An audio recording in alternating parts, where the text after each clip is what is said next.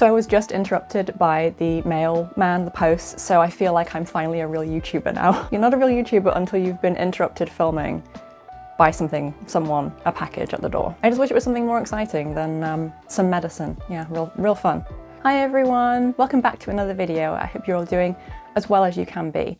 Today I'm going to be talking a little bit about a disability topic once again, and as you can tell by the title, that is some really annoying things about having a disability while being out and about in public. The first thing I want to say here, and just to make this explicitly clear, is a bit of a disclaimer, which is that this isn't going to be like actually about really serious things like ableism and other serious issues that disabled people, including myself, face when out and about.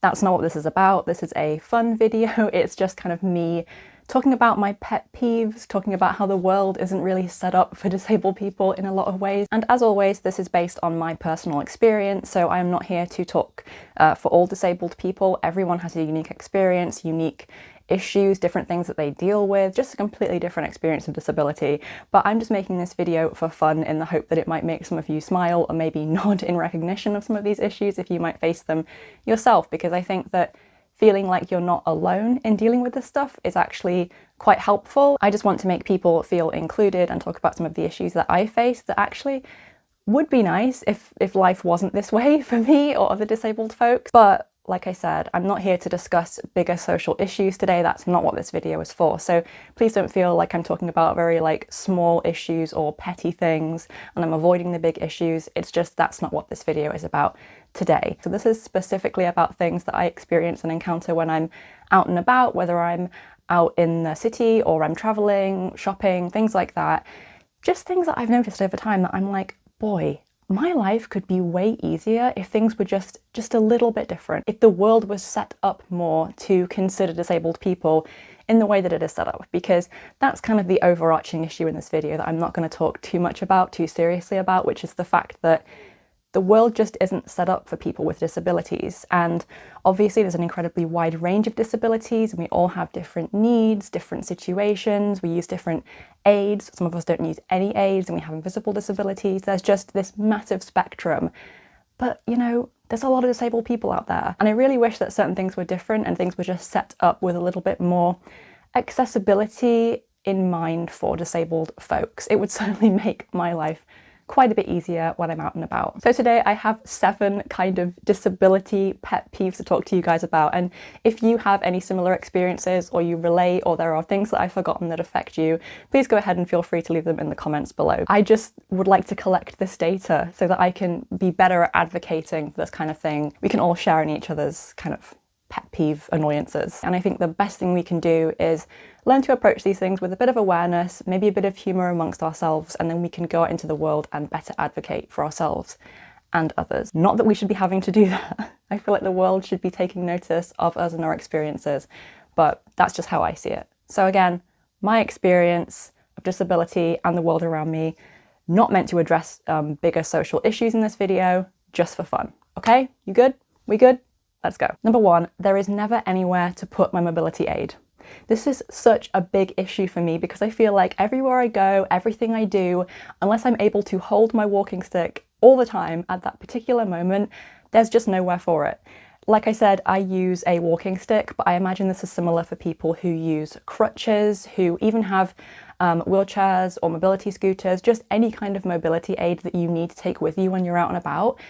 And you go into a place of business and you sit down, or you want to sit down, or you need to use your hands for something else for a moment, and there's just nothing. This is kind of funny as well because I feel like this has kind of become a meme within the disability community. I find this affects me most when I am either in a cafe or in a shop. So for example, let's say I go into a restaurant or a cafe. I've got my walking stick, take off my bag, and I'm like, oh God, this table is an island. There's just other tables around us. There's, you know, people walking between us, either side of us, and there's nowhere to put my walking stick. I literally don't know what to do with it. And there's that awkward moment where you're like, okay, can I lean it against the table? Oh no, that doesn't sound like a good idea. That's like sticking out and someone's gonna kick it and that's a bad idea. Oh, can I put it on the back of the chair? No, the chair's not really angled right and it's just gonna fall off, or someone's gonna walk past and knock it off.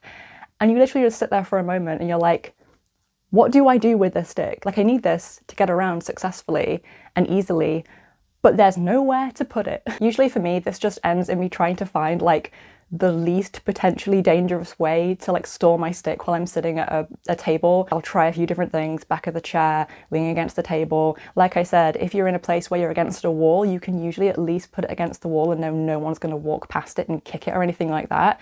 But if you're just in the middle of a restaurant or a cafe, there's very few options available to you. And honestly, most of the time I end up doing that thing that people recommend not to do, which is leaning it against a table or hooking it over the back of a chair. And then inevitably there's always that moment where you hear the sound of it sliding against the table and then clattering down on the floor, and you just kind of like tense up. I always like close my eyes and I'm like, oh God, has my acrylic, like 1 inch thick acrylic walking stick just shattered or got really scratched, and it was really expensive and I love it and please no. And yeah, the amount of times, you know, walking sticks crashing to the floor, it happens so frequently. Sometimes, to be fair, I do just drop it.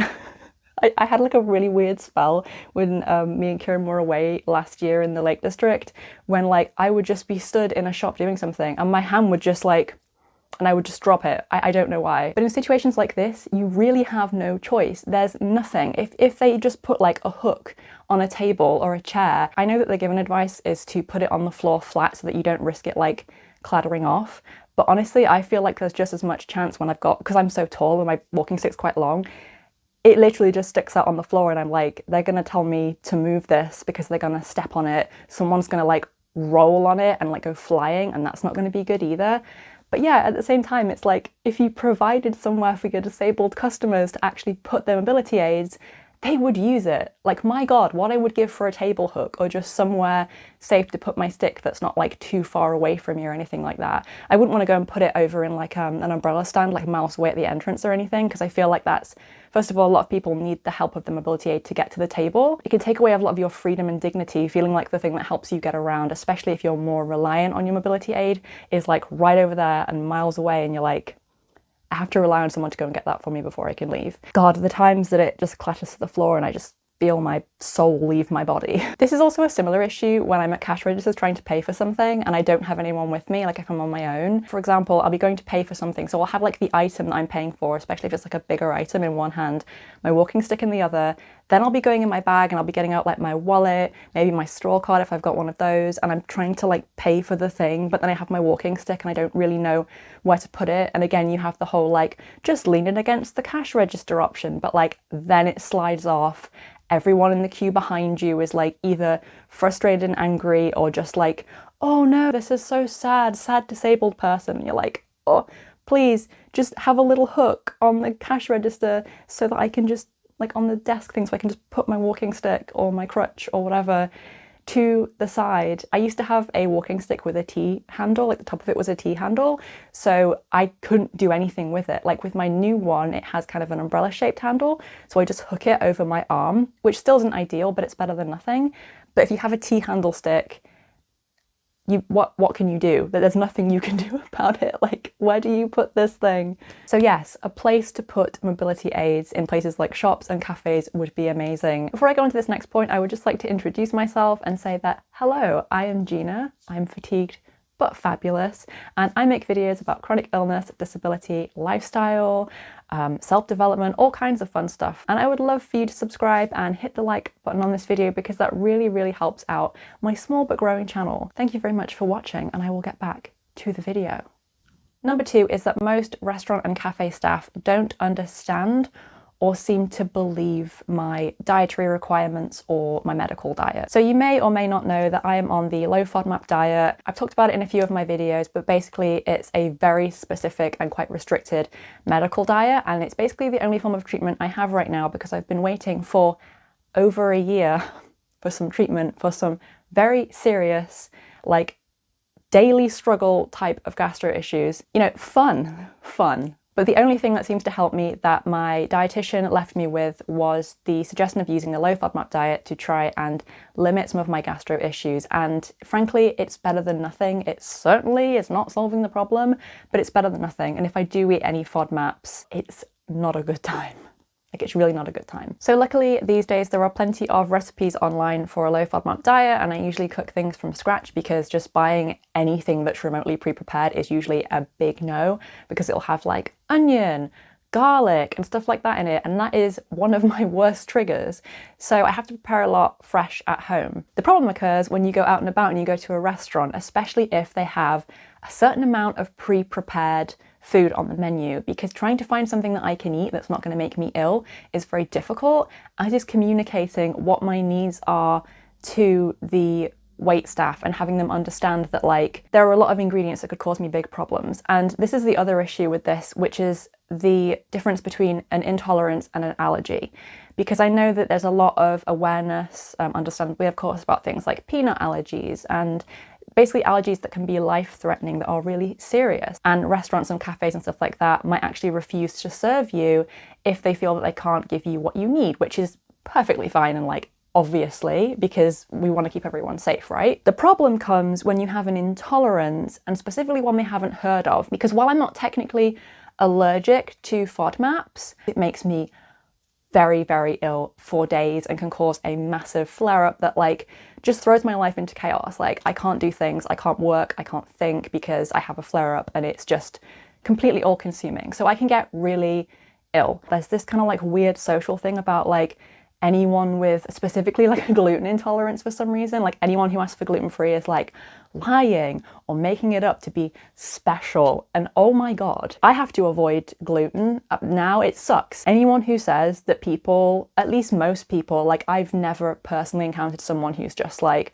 I avoid gluten and I don't have a reason to. Frankly, I don't think people realize how difficult it is to like completely avoid a certain food type when you're like out and about and at restaurants and stuff. And I just hate the culture around it of like, oh, you're intolerant to something, but you're not allergic. You must be making it up to be special. And it's like, seriously, if I could eat some garlic bread right now, I would. I'd be eating the garlic bread. This does not make me feel special. It makes me ill. And I think there's this weird thing about intolerances where, because you haven't said that you have an allergy, they're kind of like a little bit in a grey area with how to serve you and what to give you and almost how much to believe you about certain things.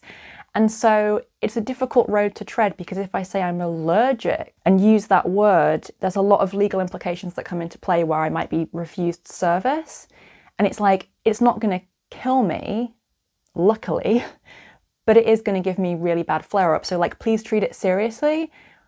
Just don't put it in my food. It's really hard to get that across. And you either have people who don't understand or kind of look at you a little bit weird, where I'm like, hey, can you do any of your like vegetarian dishes without like onion or garlic? And maybe like, I don't know, let's say there's like beetroot in it, and like no beetroot. And they're like, what's going on with you? The other day, me and Kieran went to this like fancy estate to go and look at some gardens and their woodlands and stuff like that. And afterwards we decided to go to the cafe and see if we could get some lunch. And pretty much everything on their menu I couldn't have for one reason or another, which like is so disappointing. It really sucks. And Kieran went up to order, and God bless him, he was like, I'm gonna ask if they can just do you like a cheese sandwich. Because they did sandwiches, they had bread, they had cheese, and it took him like 15 minutes to negotiate them just making me a cheese sandwich. And it's like, I'm asking you to take things away, not add things in. I'm not asking for anything special. You have gluten-free bread. It's very, very simple. But it really does make eating hard when you're out and about. And I'm sure some people will be like, oh, well, just don't go to restaurants then. And that's fine until you have to travel or you want to go on holiday like I am next week. And I'm just thinking, oh my God, I really hope that like in Spain, they understand what I'm saying when I say that I have an intolerance. It's really scary when you think how ill you can get from that. And I probably will make a video about dietary restrictions in general, because I get so tired of the way that people act as if it's some like, oh, it's a new thing, therefore it must be like just complete garbage. It's like, no, the human race gathers more information and understands more about the human body, and then we act on that. I feel like people don't realize how little we actually know about our bodies and how they work, especially if you have like a little known genetic condition. They're finding out new stuff all the time. Just incredibly tricky sometimes, because you say to someone, I'm on the low FODMAP diet, and they're like, I have no idea what that is, and neither does my chef. We don't want to kill you, or we don't really believe you, or we think this is like kind of weird, so we're not going to serve you. If you're in this situation or in a similar situation like this, I have found that saying that it is a medical diet that you've been put on by a dietitian tends to help matters because they take it a little bit more seriously. Like they realize like it's actually serious. But yeah, the whole intolerance allergy thing is it's just really difficult for people who have intolerances that are serious when they're trying to be taken seriously. So yeah, just some more understanding on this would be good. Some more understanding in the culinary industry that like you can have intolerances to things other than like the standard. Just more education would be good because it's really difficult right now. Moving on. Number 3, there's never enough accessible seating. I swear I will fight and die on this hill for the disability community. And when I say accessible seating specifically, I'm talking about seating that is specifically reserved for people who need it, for those who cannot stand for long periods of time, for the disabled community. Wherever you are out and about, there is so rarely, and I don't know if this is an England thing or whatever, but I just find there's never enough seating. There's maybe like one bench or something, or when you go to a place, the allotted accessible seating, just there aren't enough seats. There's maybe like 1 or 2, and because they're meant to be shared by like elderly people and the disabled community, they're usually taken up by like, let's say elderly people, because there's usually more of them in like, let's say the bus station, for example. And then I'm just standing there like, I need to sit down, but all the other seats aren't technically accessible seats. No one's getting up. What do I do? How do I wait for my bus? And it's just really difficult for people not knowing what the seating is going to be like. And again, I think similar to the medical diet thing, there's a lack of understanding that there are people who maybe are not using a wheelchair or a mobility aid specifically, but who cannot stand for long periods of time because that is a thing. People seem to think that either you walk without a mobility aid and you're fine, you can stand for as long as anybody else, or you maybe walk with a walking stick and maybe you need to sit down a little bit more than those who don't have one. And then of course, if you're in a wheelchair, oh, you're already sitting down, so you're fine. It would just be nice for people to understand that grey area of like, there are certain conditions where people might not even have a mobility aid or use a mobility aid, and they still need to sit down and cannot stand for long periods of time because of like a cardiac type of issue. It just blows my mind that there's not more awareness on this these days, and I really hope that there will be in the future, especially with more awareness when it comes to invisible disabilities, because that was me for a long, long time before I was like a full-time mobility aid user. It's really, really hard, and people give you not nice looks, especially if you're young and you want to go and sit in a chair, and they're like, why do you need a chair? Like, you're not elderly, you're not disabled. And it's like, you don't know that. Just give people the benefit of the doubt that they are doing what's best for them. More seating, please. Seating gods. Number 4 is when strangers ask, what's wrong with you? This is always a fun one, right? Anyone else with me on this? This one I experienced back in the summertime last year, and it's so jarring. Like, I still find it very jarring that there are some people who are complete strangers, and this is a scenario I experienced. I was paying for my partner's birthday gift. It was in like a music store, and I was stood there with my walking stick, and he was like, oh, cool walking stick. Does it light up? And I was like, oh, actually it does. Yeah, thank you. It's cool, right? He's like, yeah. And then he looked at me for a second, and I'm trying to like hand over my money to pay for the item and, you know, get on with my day. And he's like, so why do you need it? What's wrong with you? Like, why do you need a walking stick? And then it started to kind of like come out of my mouth, the spiel of like, oh, I have a disability. It's called Ehlers-Danlos syndrome. I think he initially said something like, oh, were you in an accident? Do you have like a broken leg? Especially if you're young, I feel like people just think that like, if you have a mobility aid of any kind, a crutch, and weirdly a walking stick, which I find kind of weird, that like you've been in an accident out skiing or clubbing, which was another one I've had, like, well, what did you get up to, eh? Too much fun at the club? And I'm like, no, I have a genetic disability. Thank you so much for asking. What a beautiful day it is out here. But yeah, just this idea that if you're young, you don't have a permanent disability, and so then feeling that it's like okay to ask you like, what's wrong with you? In so many words, which again is a bit of a clumsy way of saying it, like, what's wrong with you? Like, this is just the way that I am. I'm sorry if you think that it's wrong, but like, it's a part of me and it's not going anywhere anytime soon. So yeah, if you're an able-bodied person watching this video, which, hi, thank you, that's really cool, please don't ask people like what's wrong with them or why they're using a certain mobility aid, unless it's like part of your job and you're like trying to understand their needs. It's uncomfortable for people. Disabled folk just want to go on their way and go about their day just like able-bodied people. Please don't. Feel free to compliment the mobility aids or whatever if you think something they have is cool, but just please don't feel the need to like ask them personal questions. It's just inappropriate and a little rude and very uncomfortable. I felt weirdly violated for the whole rest of the day after that scenario. I guess there's like a similar thing here when it comes to pity as well. That same person who asked me like, oh, you know, what's wrong with you? Did you break a leg while out clubbing?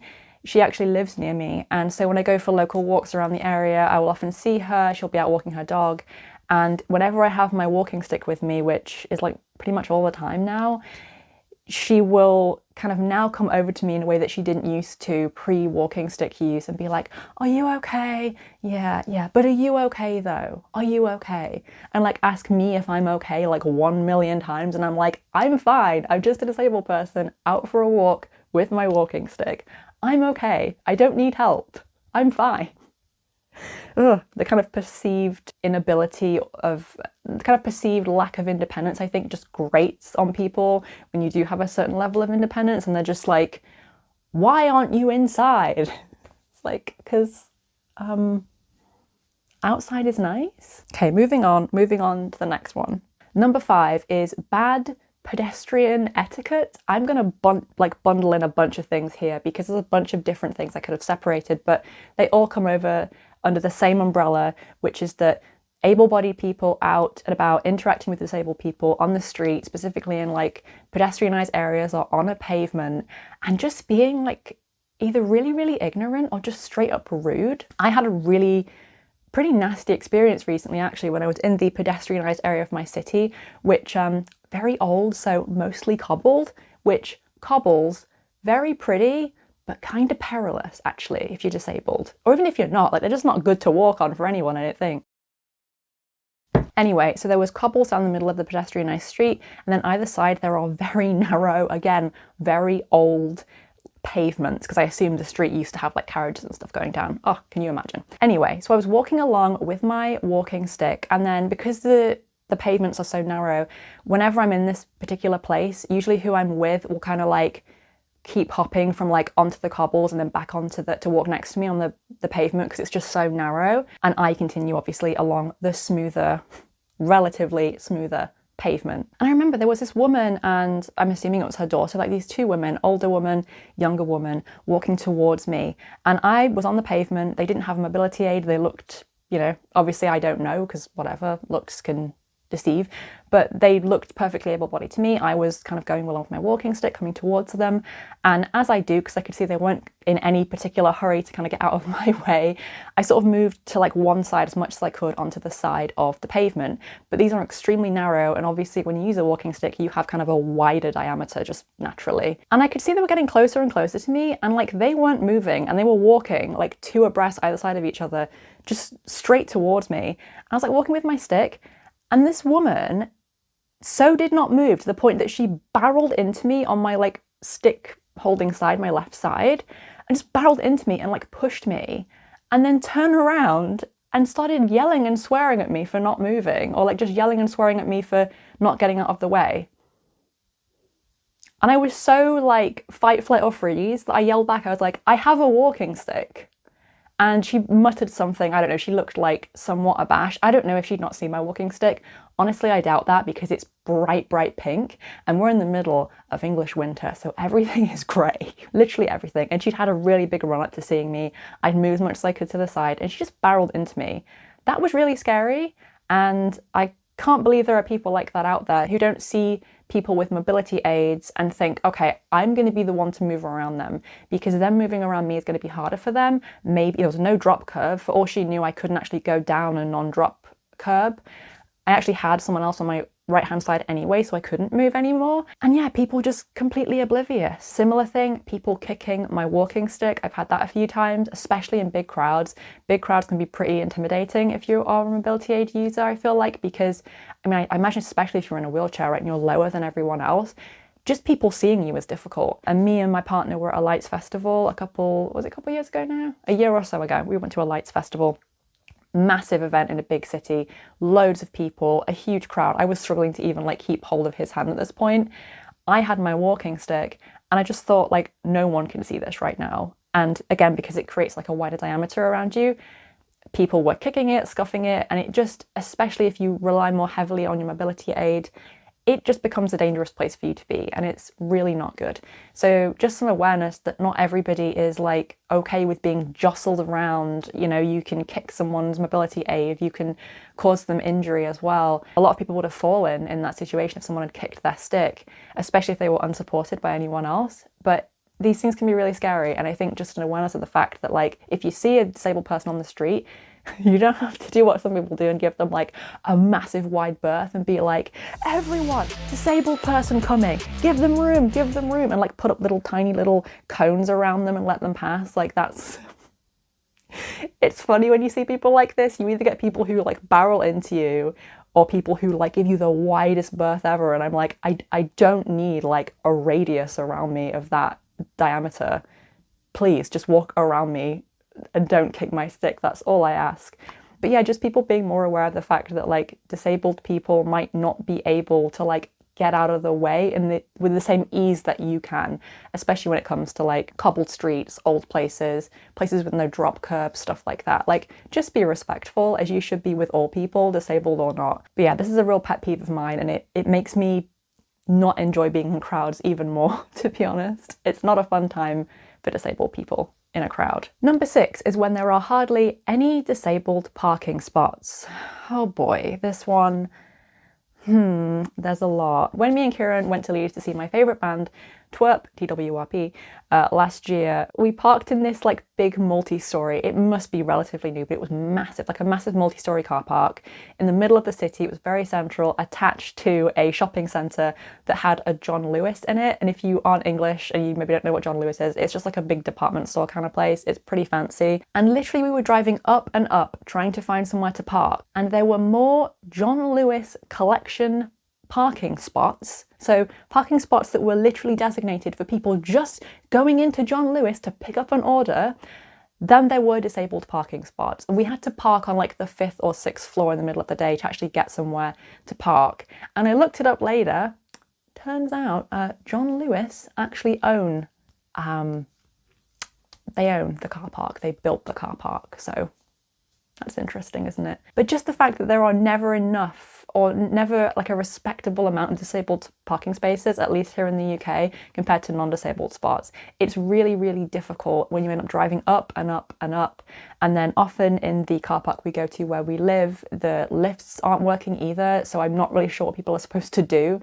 It's a really difficult situation, especially now again with electric vehicles, which are a wonderful thing, but they have their own spaces. And I feel like all of these things as parent and child, electric spaces, those collection points, which frankly I think that is a little ridiculous, taking up the spots, taking up more and more spots for very specific groups of people. And I feel like disabled people just get kind of left out in that. They get, you know, the short straw. I looked it up and I believe it was something like 17.8% of the people in, I believe this was the UK, have a disability.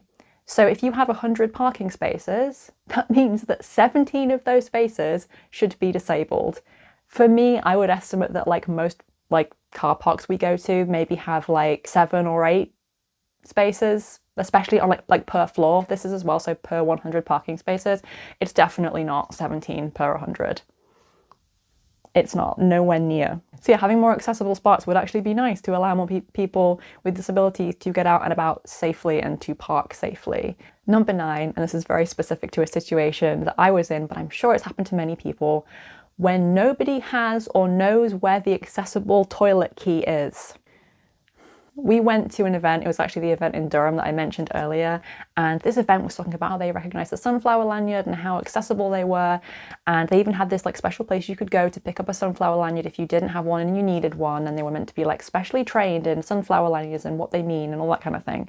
And I remember I went to this building which just happened to have the sunflower lanyard desk, and then it also had things like toilets, I think there was a cafe, stuff like that. And there was a massive, massive queue, like a massive line outside of the toilets. So I was like, okay, I actually can't stand and wait in this. This is gonna cost me a lot of spoons, so I'm gonna use the disabled, accessible toilet because I just can't stand in that line. It's gonna exhaust me. So the toilet was actually locked. And in retrospect, it wasn't a radar key, which is weird. It was just locked because I think this building was a theatre during the day. And basically what they had done is, like, I'm guessing the people had closed the theatre, locked all the doors, and then just kind of like, just left it basically. So they'd gone around and they'd unlocked the regular toilets, and I went to the desk and was like, hey, can you unlock the accessible toilet for me because I can't get in, it's locked.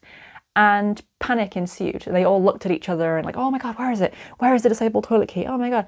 These people had no idea. No one had told them that like the disabled toilet was even a thing as far as I could tell. So basically what happened is I had to be escorted by a security guard up some stairs, which we took the lift, but like the irony, it's delicious, to go upstairs to have the door unlocked for me so I could go and use the upstairs accessible toilet. Just events that don't necessarily think about these kinds of things. They don't have the right facilities in place. They don't offer like a disabled facility option, or the one they do offer is just like not fit for purpose. It happens a lot to people, and it can be, again, it can be very undignified. Like I had to walk up to this massive desk full of like loads of people and be like, hey, I need to pee, so could you help me with that? That's not fun. I don't want to have to do that. I want to be able to go through the door of the toilet like the able-bodied people who were at the festival could. And it just kind of sucked that they just were so unorganized and unprepared to have any disabled visitors. So that tells you a lot, especially when they were making such a big thing of how accessible they were. So just situations like that. Oh, fun. So that is all 9. That is my list of annoying things about being disabled when you're out and about and in public. And again, these are all based on personal experiences and things that I think like would actually make my life a lot easier. I would love to know your guys' experiences. If you have anything similar, if you have anything different, please feel free to comment down below. And at the very least, I hope this video was relatable to some of you, because, you know, solidarity and stuff like this can help, you know, even if it's a little bit annoying and depressing sometimes. I really hope you guys enjoyed this video. There will probably be a bit of a break next week where I don't post anything. Well, I definitely will be, because I won't be editing while I'm on holiday. So no video next week, but I'm sure the week after that, coming up soon, I will be showing you guys potentially a vlog of my trip to Spain and getting back to my regular videos, which I'm really excited about. I also have a really fun announcement to make as well next time I make a video, probably. So that's really fun. I've been like hinting at this for a while, but it hasn't quite come to fruition just yet. So I'm super excited to let you guys know about something new and fun that I'm planning. And I hope you'll all join me and support me in that, because adulting is scary. It's very scary. But I hope you all have a wonderful rest of your week. Take care, and I'll see you next time. Love and spoons. Mwah.